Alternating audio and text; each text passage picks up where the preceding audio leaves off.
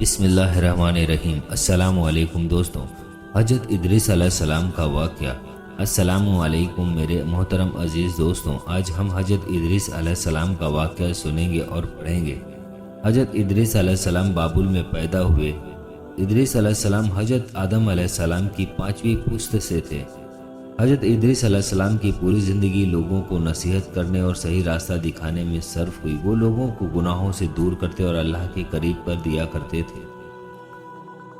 ایک اللہ کے نبی کی زندگی کا مقصد یہی ہوتا ہے، وہ اپنی پوری زندگی لوگوں کی بھلائی میں گزار دیا کرتے ہیں۔ ایک وقت آیا جب حضرت ادریس علیہ السلام اور ان کے سبھی چاہنے والے بابل کو چھوڑ کر مصر کی طرف چلے گئے۔ حضرت ادریس علیہ السلام اور ان کے چاہنے والے مصر میں بھی لوگوں کو تعلیمات دینا شروع کر دیا اور لوگوں کو گناہ چھوڑ کر صحیح راستے پر چلنے کی دعوت دی۔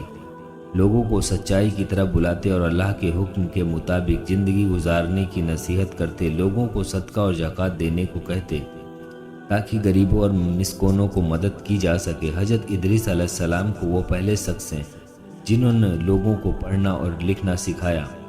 جب قابیل کی اولاد شیطان کے بہکاوے میں آ کر کفر اور شرک میں پھنس گئی، یہاں تک کہ نکاح کی رسم ادا کرنے کے بجائے حرام کاری اور گندگی میں پھنس گئی، تو اللہ تعالیٰ نے حضرت ادریس علیہ السلام کو نبی بنا کر ان کے پاس بھیجا۔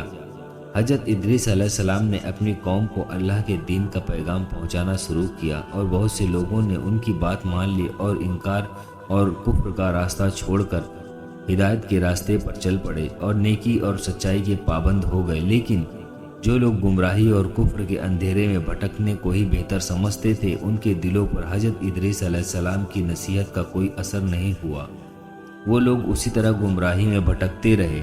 حضرت ادریس علیہ السلام لوگوں سے کہتے، ایک خدا کو مانو اور اسی کی عبادت کرو، اسی کے حکموں پر چلو۔ ان کی شریعت میں جتنے بھی نماز روزے مقرر تھے، لوگوں سے اس کا پابند بننے کو کہتے، زکوٰۃ دینے اور اللہ کی راہ میں خرچ کرنے پر لوگوں کو نصیحت کرتے، پاک صاف رہنے کو کہتے، حق اور انصاف پر چلنے کی ہدایت فرماتے۔ حضرت ادریس علیہ السلام خود اتنی عبادت کیا کرتے تھے کہ ہر دن 1000 سے زیادہ بار تسبیح پڑھا کرتے تھے۔ ان کے پاس فرشتے آتے جاتے تھے، وہ ان کی سنگت میں رہنا پسند کرتے تھے۔ ان کے بھلے کام اتنے تھے کہ ان کی برابری تمام مخلوق کی بھلائیاں مل کر بھی نہ کر سکتی تھی۔ یہ بات آسمان تک جب پہنچی، فرشتوں میں کانافوسیاں شروع ہو گئی۔ اللہ سے اجازت لے کر حضرت اسرائیل نے صحیح صورت جاننے کے لیے زمین پر تشریف لائے۔ حضرت اسرائیل علیہ السلام انسان کی شکل میں ادریس علیہ السلام کے ساتھ کئی دنوں تک رہے۔ حضرت ادریس علیہ السلام نے دیکھا کہ یہ آدمی نہ کھاتا ہے نہ پیتا ہے، ایسا تو نہیں کہ وہ فرشتہ ہے۔ جب حضرت ادریس علیہ السلام نے دیکھا تو یہ موت کا فرشتہ ہے، تب حضرت ادریس علیہ السلام نے فرمایا، میں موت کا شربت پینا چاہتا ہوں، مجھے چکھاؤ۔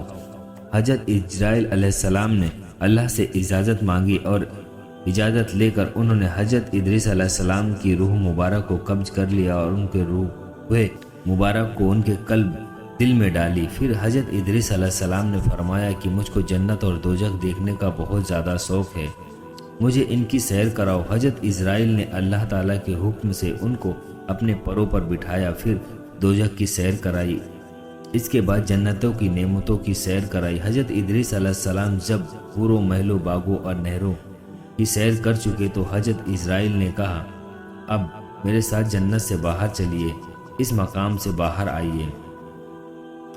حضرت ادریس علیہ السلام تو قانون الہی کو اچھی طرح جانتے تھے۔ ایک پیڑ کا تنا پکڑ کر کھڑے ہو گئے اور فرمایا، جب تک پیدا کرنے والا جنت دوزخ کے اس امتحان سے مجھ کو نہ نکالے گا، میں ہرگز باہر نہ جاؤں گا۔ اللہ تعالیٰ نے ایک فرشتہ ان دونوں کو قصے کے فیصلے کے لیے بھیجا۔ پہلے حضرت اسرائیل نے تمام حالات کہے، پھر حضرت ادریس نے جواب دیے کہ ہر جان کو موت کا مزہ چکھنا ہے، کی تقاضے کے طور پر موت کی لذت کا کڑوا شربت چکھا ہے۔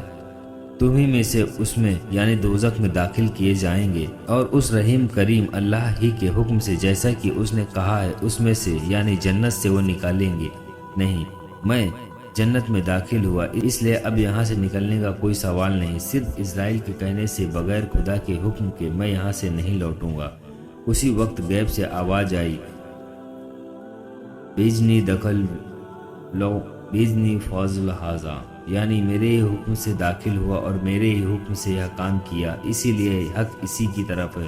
کعب احبر سے روایت ہے کہ اس آیت سے مراد ہے کہ رفعن مکانن عالیہ، ہم نے اسے بلند جگہ اٹھایا۔ حضرت ادریس علیہ السلام ہی اس کے بعد حضرت ادریس علیہ السلام جنت سے باہر آئیں گے اور چھٹے آسمان میں فرشتوں کے ساتھ عبادت میں لگ گئے۔ جب تک خدا کا ارادہ ہے وہاں موجود ہیں۔ حضرت ادریس بہت خوبصورت تھے، گہواں رنگ تھا، مناسب قد تھا، بہت زیادہ خاموش رہتے، چلتے وقت ان کی نظر قدموں پر ہی رہتی تھی۔ حضرت ادریس علیہ السلام نے فرمایا کہ 3 نیکیاں اہم ہیں: غصے کے وقت نرمی، تنگی میں دان کرنا، قابو پانے پر معاف کرنا۔ فرمایا عقل مند آدمی وہ ہے جو 3 آدمیوں سے ہلکا پن نہ کرے، ایک تو بادشاہوں سے، دوسرا عالموں سے، تیسرا دوستوں سے۔ اس لیے کہ بادشاہوں کی گستاخی میٹھی ایسی کڑواہٹ جیسی ہے، عالموں کو حقیر سمجھنے سے دین کا نقصان ہے، اور دوستوں کا ہلکا پن بے مروتی ہے اور نفرت کرنے کی چیز ہے۔